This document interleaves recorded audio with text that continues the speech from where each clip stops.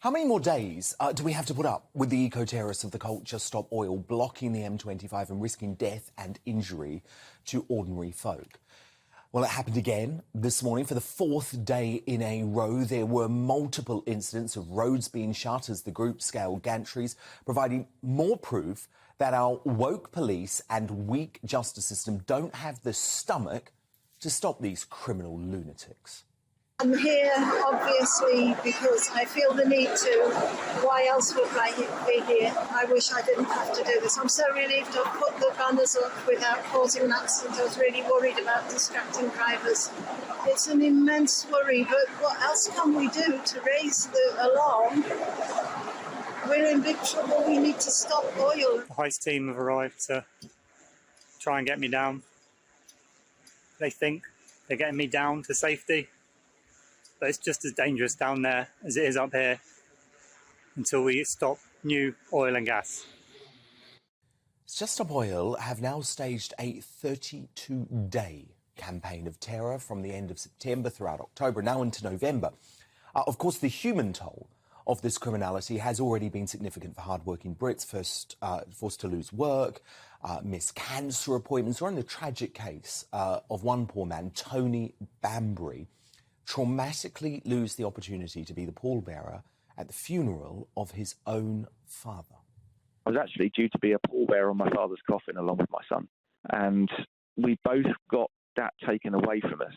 There was a sense of how dare they, but someone that I don't know has taken that ability for me to say farewell to my father away from me, and I will never ever forgive these people for what they have done to me. Nor should you. But the common crims of Just Stop Oil simply don't give a damn. Because that's what happens when you're a member of a doomsday cult so brainwashed by propaganda that you lose your humanity, compassion and brain. That was obvious for all to see on our sofa last night as two Just Stop Oil spokespeople made it clear they don't care if Brits die as a result of their criminal campaign of terror, even though the facts show the UK is leading the world in reducing carbon emissions, with China being the real problem. Hold up your hands for me. Can I have a look at your hands? You must have washed them, because I'm surprised there's not the blood still on your hands. What we need to do, when man... No, you need to get off the roads and let people get on with their lives. That's what you've got to do, mate. You've got to calm down. When the government gives us what we want, we will. Will you be happy when someone dies? Make a meaningful statement. Will you be happy when someone dies? Of course we won't be happy. Well then, what are you doing? Do you think what you're doing now is the right way forward? No, yes or no? Yes or no? I do absolutely so believe you it's think the right what thing you're to doing do. is right at the moment, Absolutely. Yeah? At this point in history, in 2022... Do you know what? You will be on the wrong side of history, because people are Well, going time will to tell, Dan. die. Time will tell. People are going to die, and you will have that blood that I got you to search for on your hands. Now, luckily, Superwoman Suella Braverman is on the side of the public when it comes to Just Stop Oil, and knows that the police are now part of the problem. In an important speech, the Association of Police and Crime Commissioners and National Police Chiefs Council, the Home Secretary conceded the police had, quote, lost confidence in themselves and were suffering from an institutional reluctance to tackle disruptive groups like Just Stop Oil, which were now, in her words, out of control. Sadly, in recent months and years, we have seen an erosion of confidence in the police to take action against the radicals, against the roadblockers, against the vandals and the militants and the extremists. But we've also seen the police appear to lose confidence in themselves. This has to change. Criminal damage, obstructing the highway, public nuisance, none of it should be humoured. Scenes of members of the public taking the law into their own hands are a sign of a loss of confidence, and I urge you all to step up to your public duties in policing protests.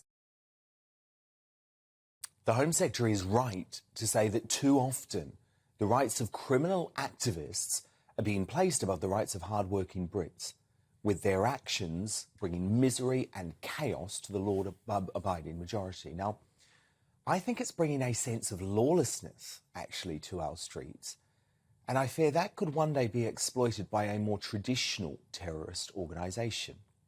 Members of the North London Champagne socialist chattering classes, like the unleashed ex-BBC lefty Emily Maitlis, might compare these criminals to the suffragettes and civil rights leaders of the past. One person's grandstanding is another person's civil rights action. I don't think anyone thinks Rosa Parks was grandstanding when she asked to sit down on a bus in Alabama. I don't think anyone would call Emily Davison grandstanding when she ran in front of a horse. And I think the only difference is the time. But Mateless is wrong. The woke judges are wrong. And the soft-touch police are wrong. Just Stop Oil are on a dangerous criminal campaign putting our safety at risk. Appeasement has failed, and past sentences have clearly been far too short to deter this madness. Lock them up.